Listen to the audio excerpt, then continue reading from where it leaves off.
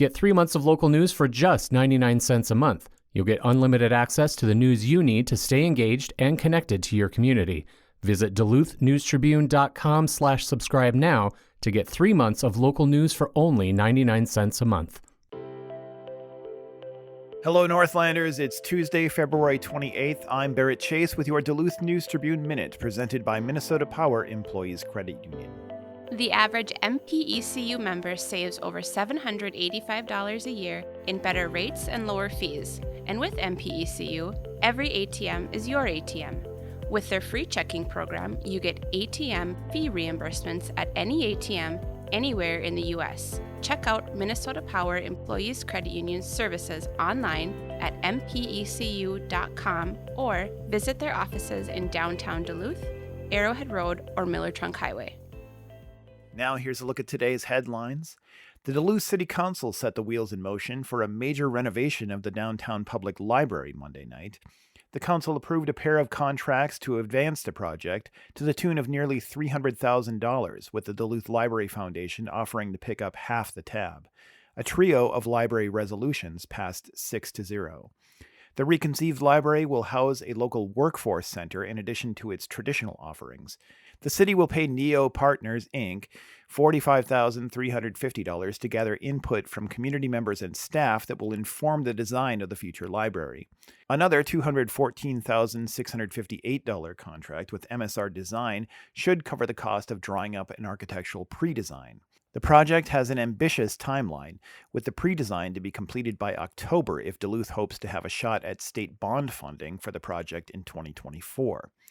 If Duluth is successful in its request for 2024 bond funding, Jim Philby-Williams, Duluth's Director of Parks, Properties, and Libraries, expects it will cover about half the estimated $40 million cost of the project. The second defendant in the 2019 West Duluth shooting death of Timothy John Nelson was sentenced Monday to nearly 29 years in prison. James Michael Peterson, 41, was convicted of aiding and abetting intentional second-degree murder September 23, 2022, 3 years and 1 day after the homicide took place.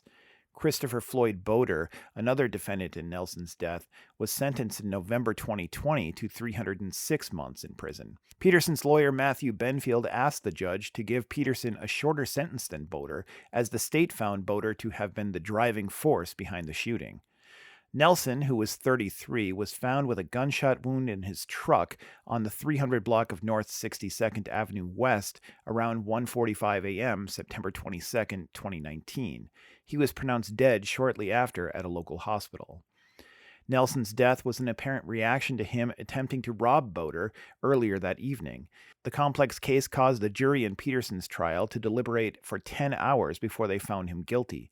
Peterson and Boder were charged with aiding and abetting one another in Nelson's death, so the state did not require definite proof of which of them actually pulled the trigger. Bon Iver, the acclaimed band led by Wisconsin's Justin Vernon, is playing Bayfront Festival Park on August 2nd. The band last played Bayfront for the Water is Life Festival in 2021. The show was announced Monday morning by the Duluth Entertainment Convention Center, which manages Bayfront. Also, Monday morning, the deck announced the Doobie Brothers will play Amsoil Arena on June 20th.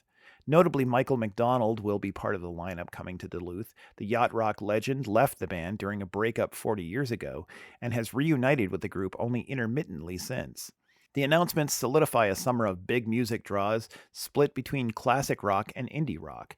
Classic rock is a reliable draw for the deck, with crowds from baby boomers on down expected to pack Symphony Hall for Foreigner on May 9th and the Guess Who on June 30th. Meanwhile, booking younger bands at Bayfront speaks to the deck's desire to please local audiences while also serving as a draw for fans who might travel from the Twin Cities and beyond to see bands like Hippocampus, who plays June 24th. Trampled by Turtles, playing July 8th, is an indie Americana band founded in Duluth, but Trampled opener Jenny Lewis is coming in from LA. Now here's your forecast, brought to you by the News Tribune's 20 Under 40 Awards. Duluth area weather forecast for today. Generally sunny with a high temperature in the lower 30s. Northwest winds around 5 to 15 with a few higher gusts. Then for tonight, becoming mostly cloudy. A slight chance of a flurry or two. Temperatures falling into the teens.